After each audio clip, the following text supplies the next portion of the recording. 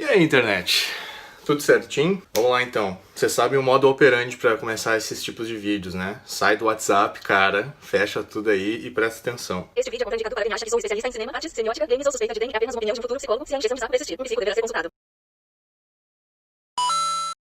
O assunto de hoje foi uma sugestão do inscrito Leonardo Cassol, ok?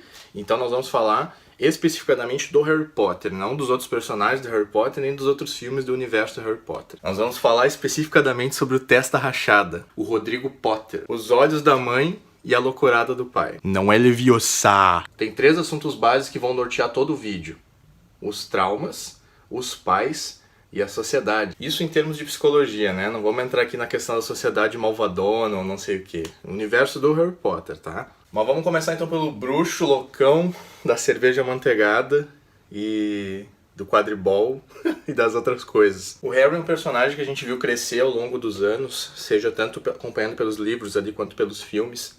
E nós notamos muitas características interessantes presentes nesse personagem. Só testando uma coisa aqui. Então é bom lembrar que o Harry Potter é um personagem que existe num universo onde a magia existe no mundo, né? Ela coexiste com os seres humanos, e nós o acompanhamos ali então desde a sua fase de pré-adolescência, passando pela adolescência até ele se tornar um jovem dinâmico. Uma coisa legal é que tanto nos livros quanto nos próprios filmes do Harry Potter a gente pode ver que essas características que a gente já percebe nele desde pequeno ali são amadurecidas com o passar do tempo, né? Embora ele vá ficando mais velho, tem algumas coisas da personalidade dele que ele mantém desde pequeno. Por exemplo, o Harry Potter é um personagem que ele é extremamente curioso e investigador, né? Vocês podem perceber, sempre que falam para alguma coisa do tipo para ele assim, ó, não vai em tal lugar que é perigoso, não vai fazer tal coisa, o que vai acontecer? Pelo bem do roteiro e do resto do filme, ele vai ter que ir pra lá sim investigar o que tá acontecendo. Outra coisa que a gente pode notar também é que ele é um personagem extremamente empático, seja assim com os amigos que são próximos dele, né, como o Rony e a Hermione, por exemplo, até com pessoas de outras casas, inclusive. Pessoas que não são tão próximas a ele, mas que se ele puder exercer essa empatia, ele vai exercer. Menos com as pessoas da Sonserina, no caso, porque a Sonserina não dá. Não dá, de fato não dá, os caras não se ajudam. Tem uma coisa que está muito presente em toda essa série, que são os sentimentos de abandono. Eles ficam muito, às vezes, concentrados no personagem do Harry, mas está espalhado por tudo. Mas como esse vídeo é sobre o Harry, é importante salientar que muitas dessas vezes que esses sentimentos ficaram à tona, a minha interpretação é que a culpa não foi do Harry Potter em si, porque olha a situação dele, ele não tinha uma rede familiar boa, não tinha uma rede de apoio legal, ele não tinha outra opção para quem recorrer durante um bom tempo da sua vida.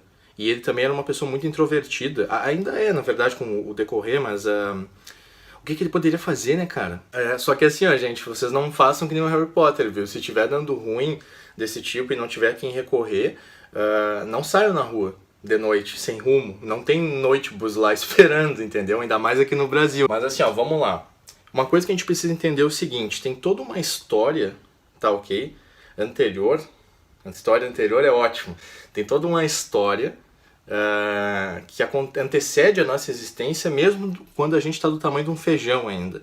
E eu digo isso pelo seguinte: o personagem do Harry Potter representa muito bem essa questão. Tem muita coisa que aconteceu no mundo da bruxaria muito antes mesmo dele existir.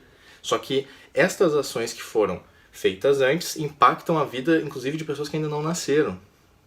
Essas coisas já vão nos constituindo como sujeito mesmo antes da gente existir. Sim, é um pouco esquisito ouvir isso no primeiro momento, mas é exatamente assim. Vocês querem ver uma coisa? Pensem na história do Harry. Lembrar o seguinte, ó, os pais do Harry já eram bruxos extremamente famosos antes de eles fazerem o Harry, tá? Eles já eram super conhecidos por muita coisa que eles tinham feito, pelo jeito que eles eram, enfim, como foram estudantes, e mais entre outras coisas. Tem isso. Junto o fato de que o Harry também durante um bom tempo não sabia que ele era um bruxo. E quando ele soube que ele era, e as pessoas descobriram que ele estava vivo, o tratamento da sociedade com ele mudou completamente. Não a sociedade dos trouxas, claro, porque os trouxas não tem como saber, mas a dos próprios bruxos. Então isso tudo aconteceu muito antes mesmo do Harry ter as informações, inclusive do Harry existir. Então no momento que ele apareceu no mundo, ele já tem uma série de coisas atreladas à pessoa dele, uma série de coisas que vão constituir ele como sujeito, que faz com que viver nessa sociedade, sendo quem ele é, já se torna uma coisa muito mais difícil assim, em termos psicológicos. A pessoa tem que ter muito mais recurso psicológico para conseguir assimilar toda esse passado que não é meu, sabe? Tipo assim, ele é um menino que sobreviveu, sabe? Ele é aquele que foi criado junto com os trouxas. Isso aí já traz uma carga gigante, assim, pro nosso personagem. E é legal o jeito que foi abordado na história dele, porque isso é uma coisa que acontece muito na vida real também. É só parar pra pensar um pouquinho.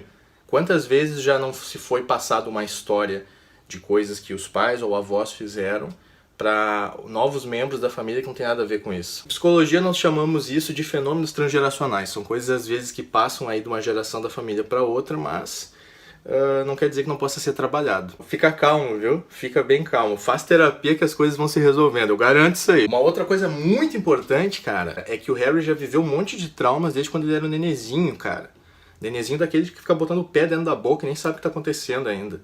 A gente pode achar às vezes que esse tipo de coisa não influencia um pouco ali na infância, né? Naquele período ali que a criança está sendo neném, mas influencia sim. Tudo isso aí, somado com as outras coisas que eu já falei, os pais serem famosos, né?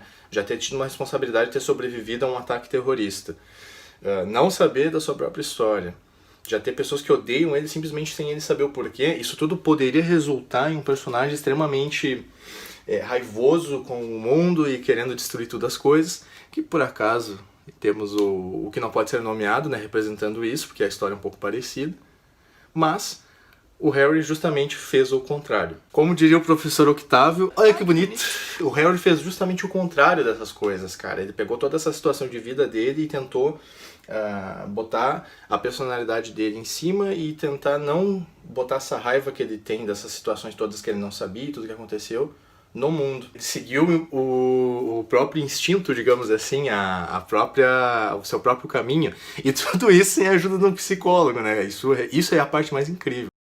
A jornada do herói presente na história do Harry Potter é legal de a gente dar uma analisadinha querida também. Porque é o seguinte, a missão que foi incumbida pro nosso personagem aí de óculos redondinho não é entendida por ele durante boa parte do enredo, porque ninguém sabe o que está acontecendo. Ninguém sabe o que aconteceu, né, antes. Só você vai descobrir como é que ele sobreviveu e quem é que estava envolvido nisso e não sei o que durante muito tempo depois. Por exemplo, por que o Marcos Valério antigo atacou ele? O que é uma porcaria de uma Horcrux? O que significa aquele símbolo Illuminati do triângulo? O que é aquilo? Isso tudo só vai ser respondido ao longo do passar da trama. Então a jornada do herói ela é alongada de uma certa forma porque a missão que o Harry possui é eu preciso sobreviver. E depois, bom, preciso cuidar dos meus amigos um pouco também, preciso ajudar, preciso tentar combater o mal. E depois eu vou descobrir de onde é que veio esse mal, e por que ele está querendo me destruir, e por que eu sou especial. Um tipo de jornada do herói baseado numa descoberta contínua. A descoberta está sempre acontecendo, não é uma coisa que o objetivo foi pré-determinado e está definido que é isso.